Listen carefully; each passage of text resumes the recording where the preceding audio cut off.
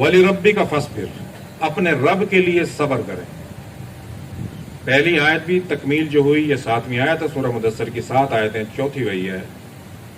وَلَا تَمْنُنْ تَسْتَكْثِرْ، کسی سے امید نہیں رکھنی۔ وَلِرَبِّكَ فَاصْبِرْ، صبر اپنے رب کے لیے کرنا ہے۔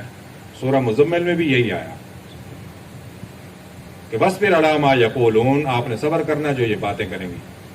اب صبر کس کے لیے کرنا ہے؟ وَلِرَبِّكَ فَاصْبِرْ۔ اب صبر کے انعامات جو اللہ تعالیٰ نے دنیا میں دیے ہیں، دنیا میں کیا انعام دیا؟ اللہ تعالیٰ نے فرمایا اِنَّ اللَّهَ مَعَ الصَّابِرِينَ، میں صبر کرنے والوں کے ساتھ ہوں۔ اس سے بڑا کیا انعام ہے جس کے ساتھ اللہ ہے؟ اور دوسرا کیا اللہ تعالیٰ نے فرمایا کہ جو میرے لیے صبر کرتا ہے،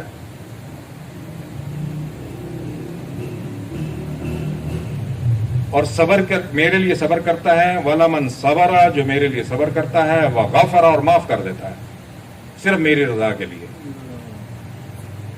صبر دو قسم کے ہیں، ایک تو کوئی تکلیف آ گئی، آپ کچھ کر ہی نہیں سکتے تو صبر ہے، ایک یہ ہے کہ آپ طاقت رکھتے ہیں اور پھر آپ صبر کرتے ہیں، بدلہ نہیں لیتے۔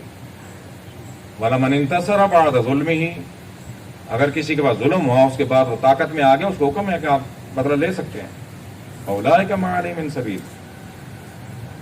لیکن جو اللہ کی رضا کے لیے صبر کرتا ہے، اللہ تعالیٰ فرماتے ہیں وَلَمَنْ صَبَرَ، جس نے صبر کیا، وَغَفَرَ، اور معاف کر دیا، إِنَّ ذَلِكَ لَمِنْ عَزْمِ الْأُمُورِ، یہ بہت بڑے عزم کی بات ہے، عالی ہمت آدمی کا کام ہے یہ کام کرنا، ورنہ کون معاف کرتا ہے؟